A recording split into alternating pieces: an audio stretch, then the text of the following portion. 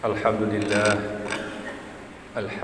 nahmaduhu wa nasta'inuhu wa nastaghfiruh wa na'udzu billahi min syururi anfusina wa min sayyiati a'malina may yahdihillahu fala mudilla lahu wa may yudlil fala hadiya lahu asyhadu an la ilaha illallah wahdahu la syarika lahu wa asyhadu anna muhammadan 'abduhu wa rasuluhu la nabiyya ba'dahu Allahumma shalli ala sayyidina Muhammadin wa ala alihi wa ashabihi wa man tabi'ah ila yaumil qiyamah amma ba'd fa ya ayyuhal hadirun usikum wa yattaqullah faqad fazal muttaqun qala ta'ala fil qur'anil karim a'udzu billahi minasy syaithanir rajim bismillahir rahim ya ayyuhan nasu inna khalaqnakum min dzakarin wa unsa wa ja'alnakum syu'uban wa qabail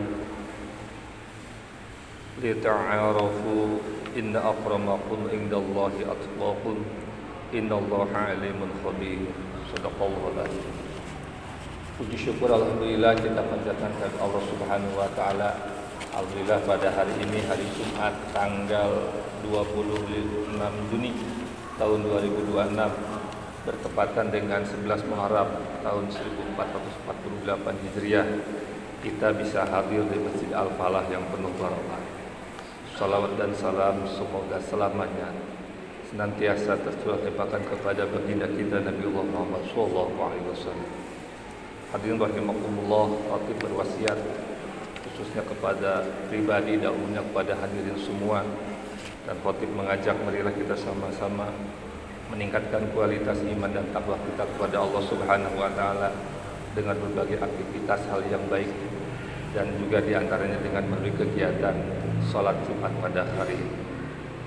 Izinkan khatib pada kesempatan kali ini akan menyampaikan sebuah tema khutbah, yaitu membangun peradaban damai melalui moderasi, multikulturalisme dan pluralisme dalam perspektif Islam. Pada zaman dulu kita mengenal sebuah kisah di Madinah yang dikenal dengan Piagam Madinah. Itu merupakan suatu kisah yang inspiratif tentang sejarah Islam, tentang pembangunan peradaban damai, yaitu ketika Nabi Muhammad SAW membangun masyarakat Madinah setelah hijrah dari Mekah.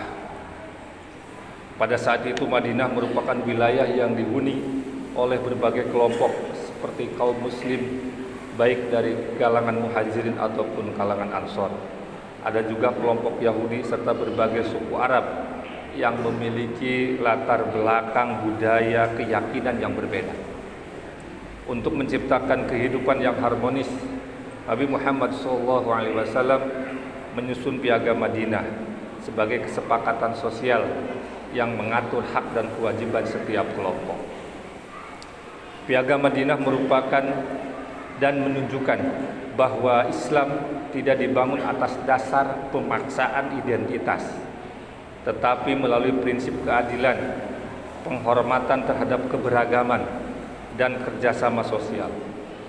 Nabi Muhammad SAW memberikan ruang kepada kelompok non-muslim untuk menjalankan keyakinannya serta mendapatkan perlindungan sebagai bagian dari masyarakat.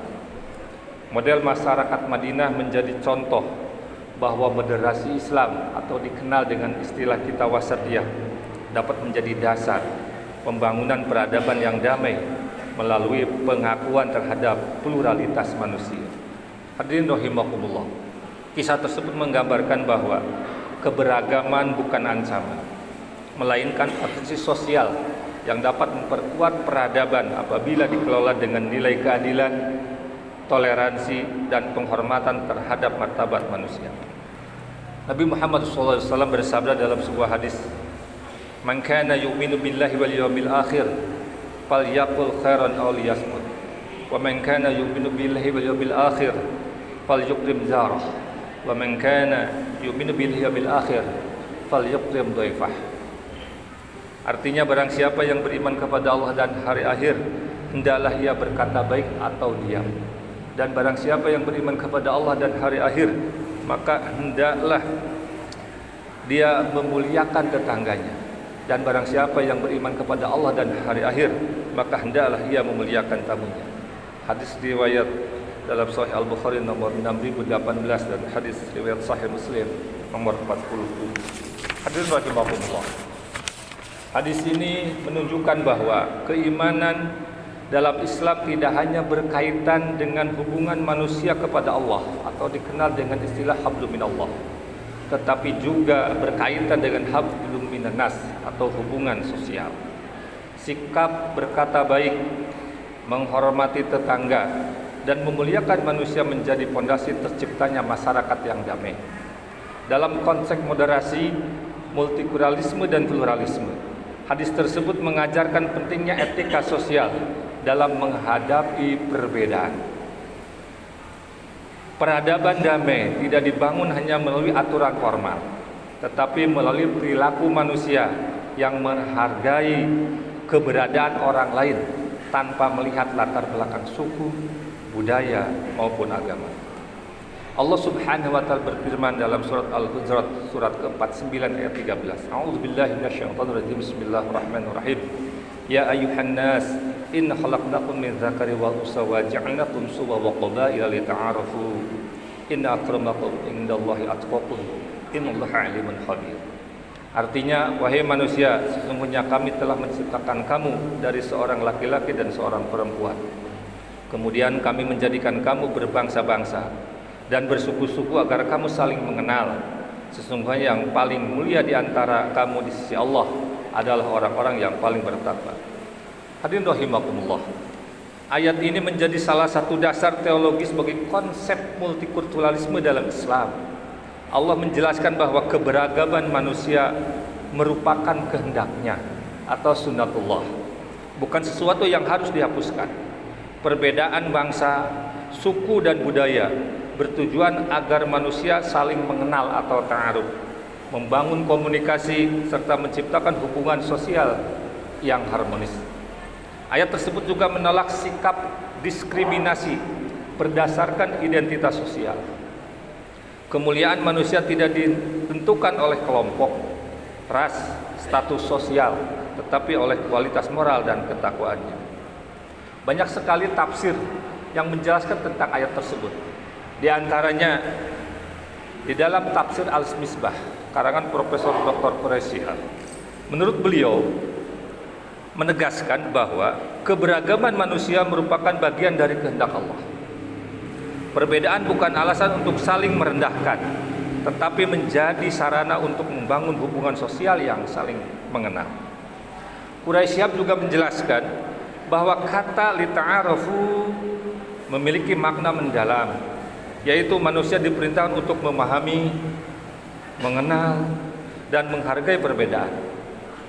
Dengan demikian, masyarakat Islam ideal adalah masyarakat yang mampu hidup bersama dalam keberagaman dengan menjunjung nilai keadilan dan penghormatan terhadap manusia.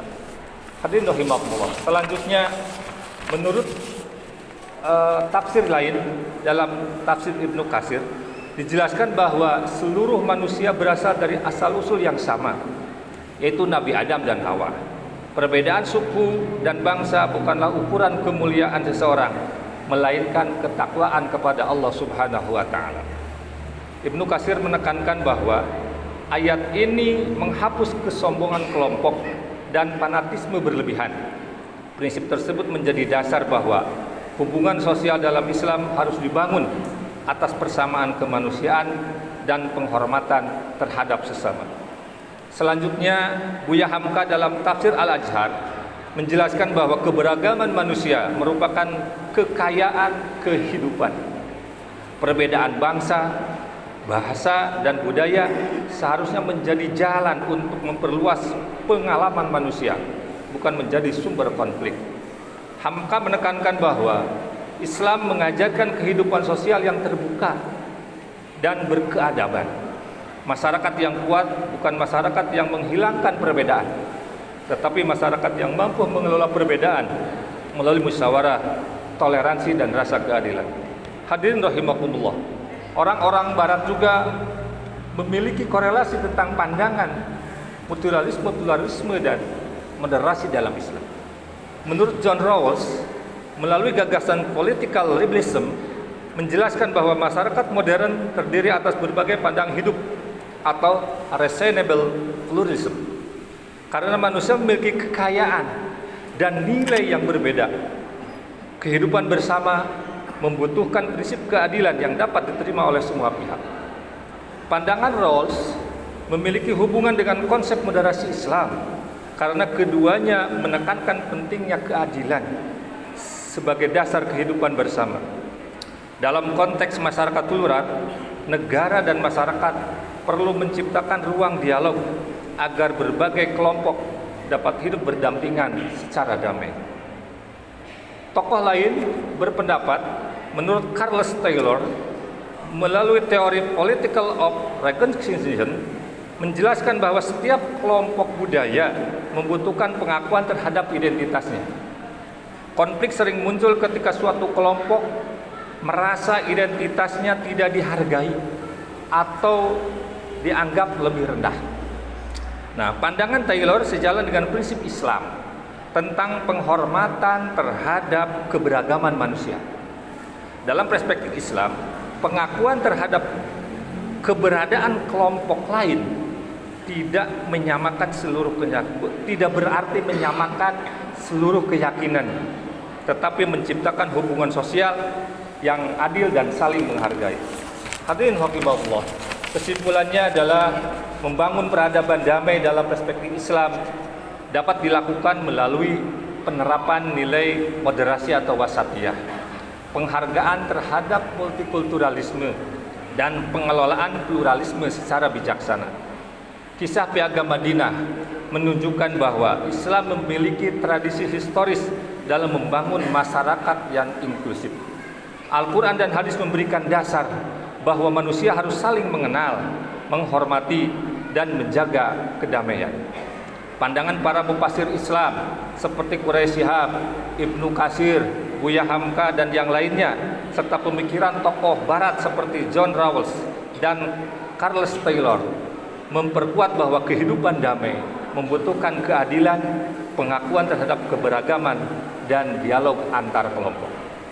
Maka pada khutbah ini khatib berwasiat kepada semuanya.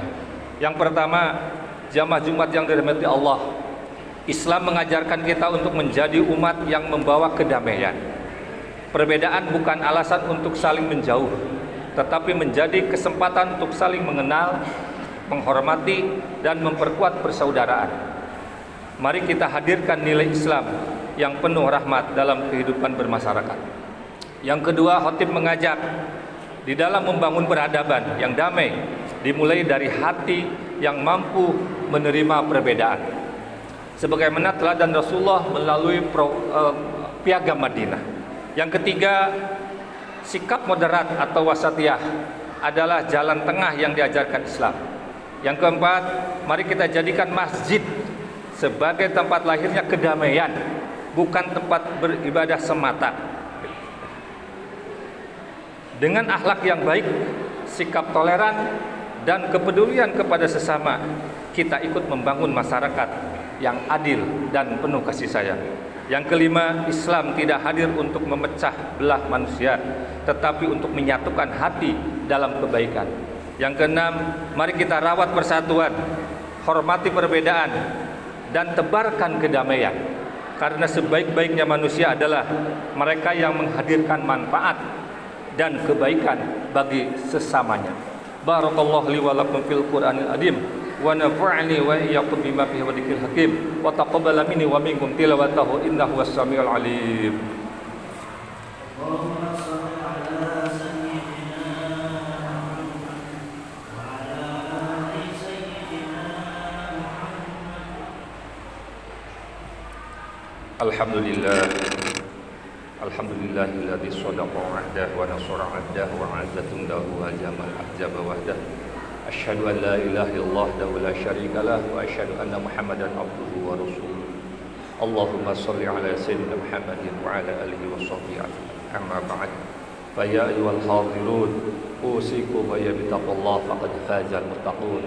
Qala ta'ala, innallaha wa malaikatahu yusholluna 'alan nabi. Ya ayyuhalladzina amanu shallu 'alaihi wa sallimu taslima. Allahumma salli ala Sayyidina Muhammad. Amin ya Allah ya Rabbal Alamin. Allahumma ighfir lil muslimin wal muslimat wal mu'minin wal mu'minat al ahya'i minhum al Rabbana la tuzigh qulubana ba'da idh hadaytana wa hab lana min ladunka rahmatan innaka antal wahhab. Rabbana hab lana min azwajina wa dhurriyyatina qurrata a'yun waj'alna lil muttaqina imama. Allahumma inna nas'aluka ridhaka wal jannata wa na'udzu bika min sakhatika wan nar. Rabbana atina fid dunya hasanah wa fil akhirati hasanah wa qina adzabannar. Wa sallallahu ala sayyidina Muhammadin walhamdulillahi rabbil alamin. Ibadallah, innallaha ya'muru bil 'adli wal ihsan wa idza qulna bil 'adli wasya'i qul ya'idukum la'allakum tadhakkarun. Allahu akbar. Astaghfirullah li wa lakum.